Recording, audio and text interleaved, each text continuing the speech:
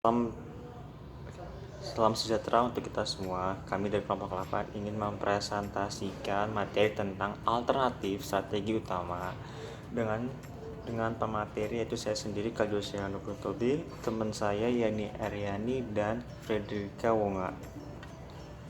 Alternatif strategis dan batasan bisnis menjelaskan produk atau jasa yang disediakan, jenis masa yang dilayani, fungsi yang dilaksanakan. Pemilihan produk atau jasa membutuhkan pertanyaan tentang luas dan kedalaman yang ditawarkan. Apakah lini yang akan luas atau sempit? Pemilihan pada dasarnya melibatkan jenis daerah, saluran, dan pelanggan. Masalah fungsi atau teknologi berputar di sekitar cara perusahaan hendak menambah nilai. Alternatif strategi utama.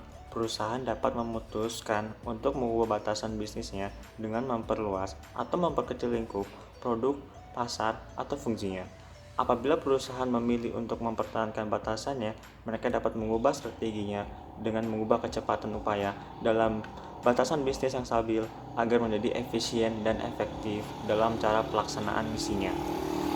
Strategi stabilitas. Perusahaan tetap melayani masyarakat dalam sektor produk dan jasa, sektor pasar, dan sektor fungsi yang serupa sebagai yang ditetapkan dalam batasan bisnisnya. Keputusan strategis utamanya difokuskan pada penambahan perbaikan pelaksanaan fungsinya. Yang berikut mengenai mengapa perusahaan menerapkan strategi stabilitas. Yang pertama, perusahaan berjalan dengan baik atau menganggap dirinya berhasil baik. Manajemen tidak selamanya memahami kombinasi keputusan yang menyebabkannya berhasil. Yang kedua, para eksekutif tidak mau mempertimbangkan alternatif lainnya. Manajer lebih menyukai tindakan daripada pemikiran. Yang ketiga, strategi stabilitas memiliki risiko paling kecil. Yang keempat, lingkungan dianggap relatif stabil dengan sedikit ancaman yang akan menimbulkan permasalahan. Yang kelima, terlampau banyak ekspansi dapat menimbulkan ketidakefisienan. Yang keenam, tidak terjadi gangguan dalam kebiasaan rutin. Yang berikut mengenai strategi ekspansi. Perusahaan melayani masyarakat dalam sektor produk atau jasa tambahan atau menambahkan pasar atau fungsi pada batasan bisnis mereka. Perusahaan memfokuskan keputusan strateginya pada peningkatan ukurannya dalam langkah kegiatan dalam batasan bisnisnya yang sekarang. Yang berikut alasan yang melatar belakangi keputusan penggunaan strategi ekspansi. Yang pertama, ekspansi diperlukan untuk kelangsungan hidup kalau lingkungannya labil. Yang kedua, banyak eksekutif menyamakan ekspansi dengan efektivitas. Yang ketiga, masyarakat memperoleh manfaat dengan adanya ekspansi. Yang keempat, motivasi manajemen. Yang berikut adalah strategi penciutan. Strategi penciutan adalah strategi yang dilakukan perusahaan bila yang pertama, perusahaan merasakan perlunya untuk mengurangi lini produk atau jasa, pasar, dan fungsi mereka.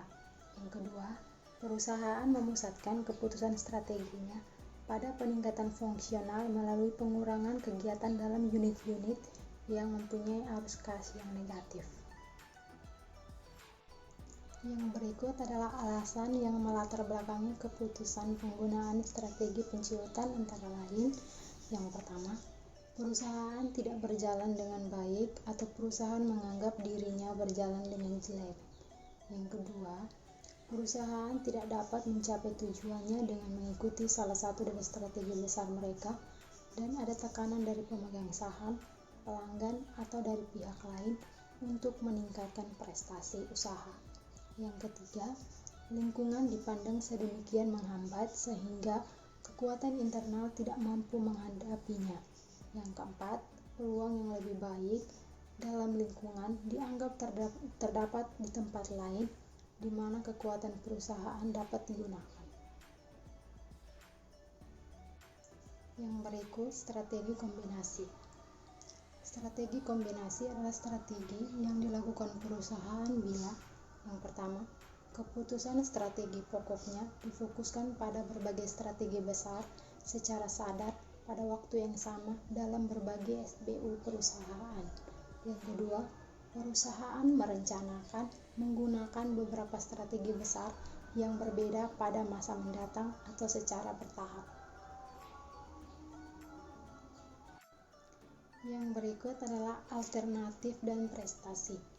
Tujuannya adalah untuk menyampaikan gagasan bahwa terdapat tumpang tindih bagaimana strategi dapat dijalankan bersama dalam perusahaan tertentu.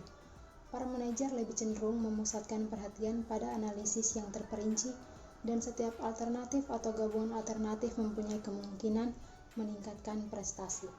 Sekian dan terima kasih.